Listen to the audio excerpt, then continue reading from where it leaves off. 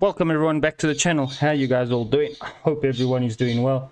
So ladies and gentlemen, today we've got another pass to you, pass to me, pass to devs. And this is an unusual one. This doesn't come from Discord or anything like this. This comes straight from a comment on my last video on the Object 775. From a person that watched the video and made a comment, and I thought, well, this is it's a pretty cool looking tank. Why not do a video on it for him? So to Mr. Sorry, let me just get back to there. So to Mr. I hope I don't mess this up. I hope I'm saying this right. Cuban Spy 1231. Thank you for your comment. Cuban Spy. I'm sure I'm saying it right. Cuban Spy. Yeah, sorry if I messed it up. Thanks for your comment and thank you for the suggestion. I don't think you meant it as a suggestion, but thank you. I really do appreciate it. I am going to do this article for you because you suggested something really unique, really cool, and I thought it was pretty interesting. Now, I couldn't find a shit ton of information on this tank, so we'll have to go off what I got and what I can find. So what tank are we looking at? But before we get into that, ladies and gentlemen, please don't forget to hit that like, comment, share, and subscribe. Please check out our socials, Discord, Patreon. All in the links are in the bottom. And we are trying to reach 500 subscribers. We are at 444, I think. Thank you so much to everyone that has subscribed. This weekend was brilliant. Thank you so much, ladies and gentlemen. So let's jump in it. We are looking at the Object 704. It's a tank destroyer from Soviet Union, 1945. Heavy self-propelled gun, one prototype built. So I'm not going to read the entire article because it's quite a lengthy it's quite a long damn article. So the SU-152 and the the ISU-152 were and still are well known for their massive gun and impressive claim capabilities against German tanks, such as the Tiger and the Panther. That is how they got their nickname. I'm not even going to pronounce that Russian name. Oh, I'm going to try. I'm going to botch it up. The Zorov boy. What? Zigevov boy. Zogov, whatever. Meaning beast killer. However, that was more related to propaganda than to actual usefulness as a tank destroyer. Their massive 152mm guns, while very effective if they hit the target, were rather inaccurate at long ranges, slow to aim and to reload. Yeah, I can imagine a big gun like that. I mean, these were actually field artillery pieces that they were using. Yeah, so a limit to traverse by their tank destroyers, but assault guns meant to help Soviet attackers break down enemy defensive strong points. Yet for assaults known as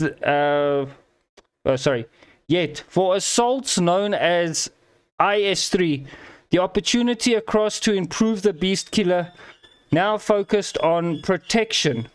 This vehicle was to become the Object 704 or Clausewitz 2. It is also called the ISU-152 model 1945 in Russian literature. However, it is likely that the Object 704 was never referred to as such. In short life, it had and could be modern named, possible invented by a Koblinka, according to Russian historian Yuri Podolsky. I've heard about this Russian historian Yuri Podolsky guy before. That's why I could pronounce his name actually.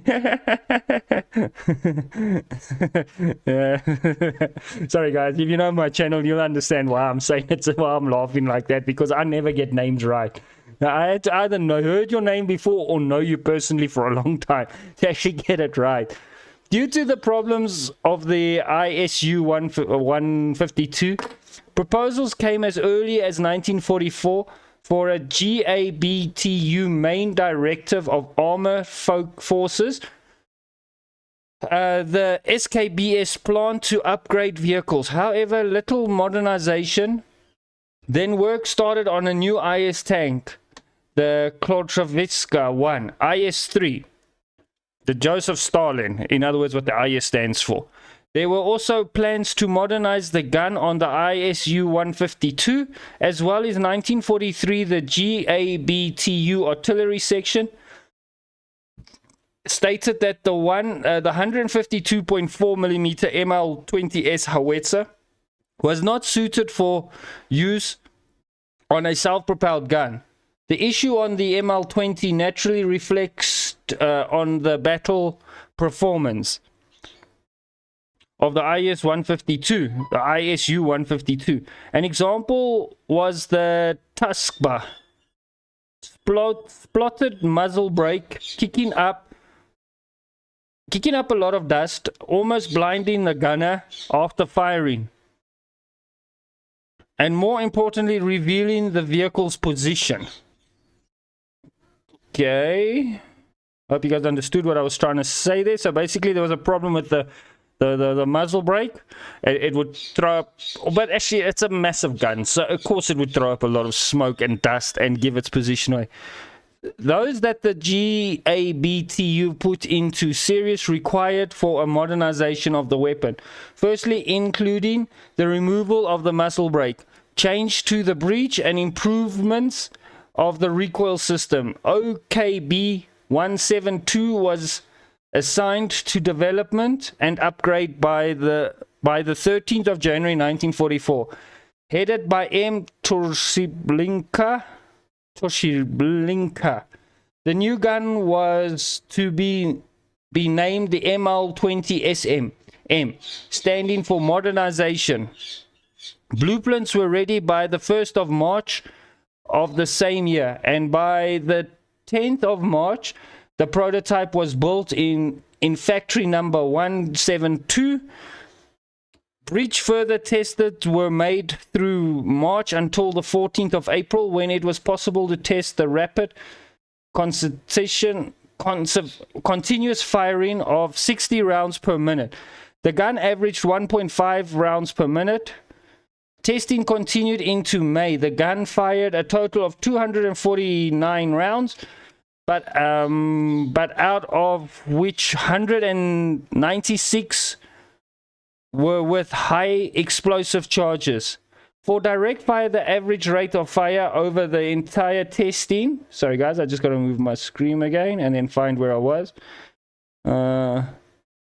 Direct fire, for average rate of fire, the initial testing period was an impressive 2.3 rounds per minute.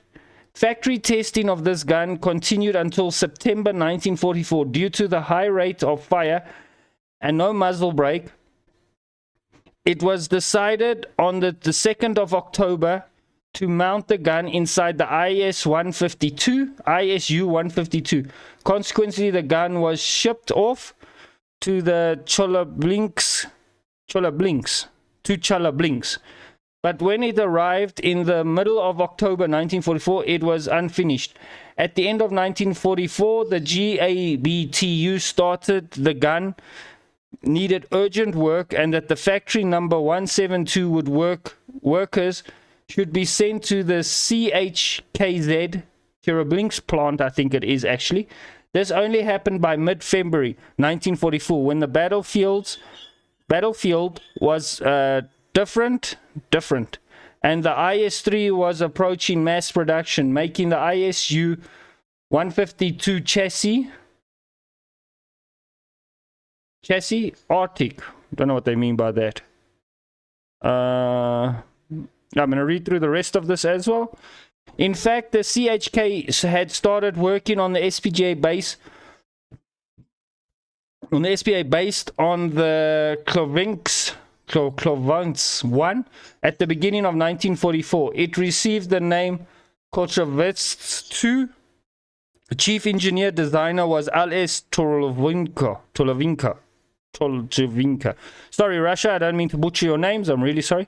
Letter from Engineer Lieutenant Colonel Markin, a representative of the GABTU in CHKZ CHKZ. Sorry for the abbreviations, but it's literally in this article. Was sent to GABTU Chief Engineer Lieutenant Colonel Bolgorov on this topic. It stated that the Kharkiv factory, SKB2, to be precise, was working on the Kolvets 1 engine. As the Kolvets 1 most interesting is that according to the letter, work on the prototype started on the 1st of April 1944. The letter was sent on 10th May. Okay, I'm trying to make sense of that. Used the same. A letter from the engineer. Okay, you know what, guys? I skipped a whole damn part. Working at the Koltovitz 1 base, SPA stated that the armor thickness levels.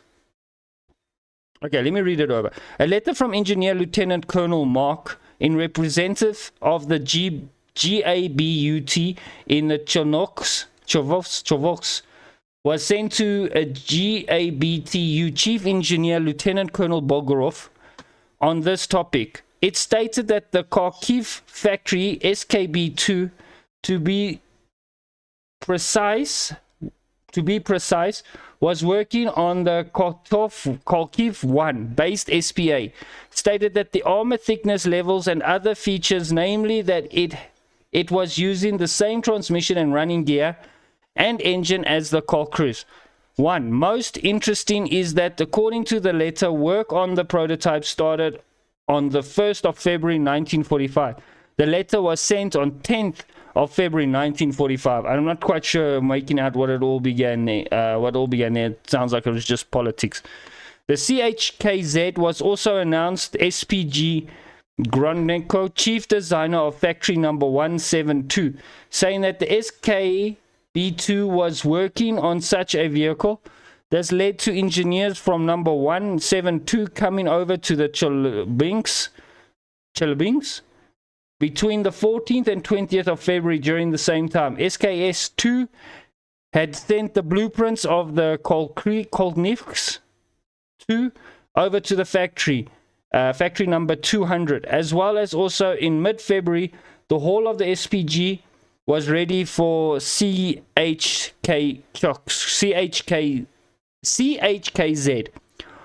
On the 23rd of March, a meeting was held on the topic of improving the Kolchovitz 2. The main issue threw up was fitting the ML20SM originally built for the ISU 152 into the Kolchovitz 2. The gun had been sitting for quite a few months in the hole somewhere in Czechoslovakia, I think that is. CHKZ. Other point discussions were the further increase on armor thickness from 100 to 150 millimeters, and replacing the parametric sights with a Hens sight from a 76 millimeter model. 1943's this 3 gun was similar. Telescopic sights was also changed from a similar TSH-17.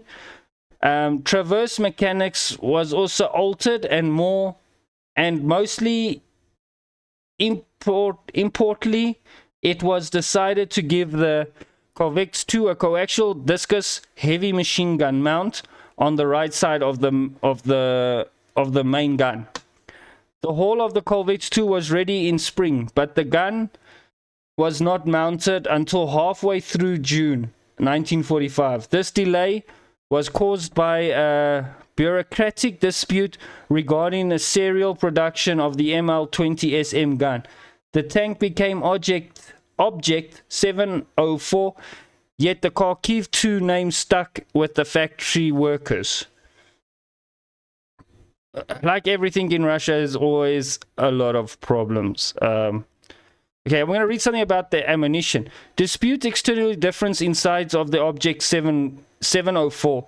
was very similar to the ISU 152. It still had a crew of 5: driver, gunner, commander, loader, breech operator, and heavy angled side walls. Caused major internal economic problems. Okay, working space in that fancy word. Namely, storage of huge two-part ammunition which weighed 48.78 kilograms, 104 pounds for the AP, and 43.56 kilograms, 96 pounds for the HE. No easy task for loading in a tightly spaced sarcophagus. Comfort for protection was quite common in the later wars and post-war Soviet tank. Yeah, I agree. I mean, a tank is basically just a coffin. That is all it is. It's nothing else. So literally, it doesn't mean anything else. Just gonna read through some stats here, and then we will be finished. Object 704 specifications, dimensions: LWH 8.53 times by 2.24 times by 3.15 meters, and in feet it will be 28 times 7.3 times by 10 feet. Total weight, battle ready 47.3 tons, or 52 US tons. Crew 5: commander, gunner, loader, driver, breech operator. Propulsion was a V12 IS diesel engine, 520 HP. Speed was 40 kilometers or 28 miles. 40 kilometers will be on good roads, guys. I mean good roads. Armament was the 52.4 millimeter ML 20 SM two-part ammunition howitzer. Coaxial 12.7 millimeter discus heavy machine gun. Anti-air 12.7 millimeter discus heavy machine gun. I'd like heavy things, eh? Hull armor, okay. Front top plate 120 millimeters at 50 degrees. Front bottom plate 120 millimeters or 100 millimeters at 55 degrees. Top side armor 120 at 9 or 90 millimeters at 15 degrees. Side inwards angled bottom armor 90 millimeters at 60 degrees. You can see all the armor angles. This thing was heavily angled. Check out that, guys. It was ridiculously angled. Side inwards, okay, we did cover that. Side haul 90 millimeters at 90 degrees. Rear 60 millimeters at 45 degrees. Top, that's just flat, 30 millimeters. Belly 20 millimeters. So let's go to the next picture. Now, yeah, you've got two different variants. This I think is with the muzzle brake on. This one was without the muzzle brake. I'm not sure. I just like the picture. There you can see a very nice picture of the tank. So yeah, that is basically the article. I'm not going to read through the whole article, as you guys know how I normally do it. I'm no tank expert. I am no genius. I have never worked in the military. I've never had any of those type of experience. This is just something I like to do for pass to you, pass to me, pass to developers. And then we look at a couple of pictures. And then you guys tell me in the comments, do you guys think that this is a good tank? Do you think it'll have a playstyle? I think it is beautiful. I think it's, there you can just see that big booty from behind. Check out that big booty. It's got a booty and a half on it, this beast. So yeah, ladies and gentlemen, sorry about that. This week's video for Patreon will be on the Makava 5. So that will come up sometime Monday, Tuesday. It will be uploaded to Patreon. So how videos on Patreon will work: it will be uploaded onto Patreon first. Special videos will be uploaded onto Patreon first. And then after a week, it will be uploaded onto YouTube. So if you want special videos, go check out at Patreon. There will be some special videos over there. And let's quickly just go through these videos, these pictures. Pretty nice. I don't know what that is over there. I don't know if it's a drunken Russian and a bit too much vodka. I don't know. I'm not even going to ask questions anymore. But you can see the angles of this thing. And check that front mantlet. That is insane, guys.